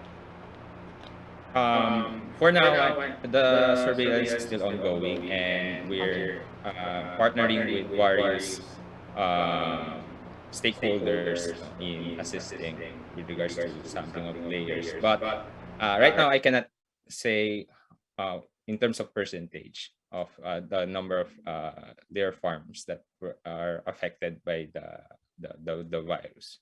Still ongoing, the monitoring. All right, it's still ongoing. All right, so another question for you, Dr. Camba. So do you think that the vaccination for IBH this time can be considered cost beneficial? Yeah. First of all, you need to balance when you're considering vaccination, because right now there's only one commercial vaccine that is registered, and again, and also there are some supply concerns as well. And as a farmer, you need to balance, or you need to consider the cost of the vaccine and the occurrence of the disease in your farm. But at the end of the day, the main objective of the vaccine is to lessen the impact of the field strain in your farm. And again, it would really depend on the farmer. All right, so it's still dependent on the farm conditions, of course. Okay, I think with that, I would like you, or let me read the citation for the Certificate of Appreciation. Thank you very much to our speakers. Okay, the Philippine College of Poultry Practitioners Incorporated presents this Certificate of Appreciation to Dr. Sherwin I. Camba for having served as a resource speaker during the 2022 PCPP Poultry School Online with the theme Strengthening the Poultry Industry Towards Sustainable Recovery via digital platform on September 8 and 9, 2022, given this 9th day of September 2022.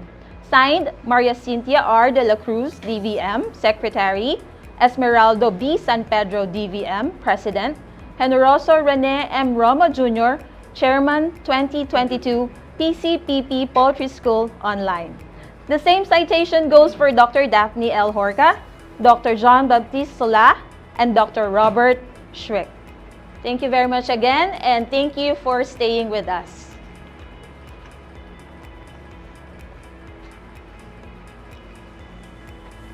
Thank you very much, speakers, Dr. Sherwin Camba, Dr. Daphne Jorca, Dr. Jean Soula, and Dr. Robert Swick. Thank you also, Dr. Maria May Baltazar, for moderating this session. And that concludes our afternoon plenary sessions for today. Thank you very much, everyone, for staying with us. Now, to formally close this 2022 Poultry School in line with the theme Strengthening the Poultry Industry Towards Sustainable Recovery, may we call on the chairman of the 2023 PCPP Poultry School 2023. Please welcome Dr. Generoso, Rene M. Romo Jr. for the closing remarks. Magandang hapon po sa ating lahat. I hope everyone had a great learning experience for the past 2 days. It has been a great privilege of the Philippine College of Poultry Practitioners to once again provide a platform of updates and latest technical innovations and knowledge in poultry for all stakeholders in the industry, aptly aligned with this year's PSOL theme of strengthening the poultry industry towards sustainable recovery. I am very happy to share that our registered participants for the 22 PSOL has reached to more than 1,600. Of these total attendees, 48% are veterinarians, followed by agriculturists and field-related personnel at 13% each. At this point, as the chairman of the 2022 PSOL, I would like to thank our participants for the third staging and maybe the last online edition of our poultry school. To our valued loyal sponsors through the years, without you, PCPP could not have done it and made this poultry school as a premier annual event for industry updates and learnings. To our speakers and panelists, thank you very much for sharing your latest industry updates and researches, technical knowledge and expertise, your thoughts and expert opinions on the future of the Philippine poultry industry and how we are going to strengthen it in a very sustainable way. To our PSOL, PCPP member moderators par excellence, you certainly made the conduct of the sessions more engaging and efficient for the benefit of our participants. To our video advertisers, our streaming partner Blink, our event management partner Deltaman, and of course, the 2022 PSOL team and the whole membership of the Philippine College of Poultry Practitioners. Maraming salamat po sa inyong lahat. Hanggang sa muli, see you at the 2023 Poultry School.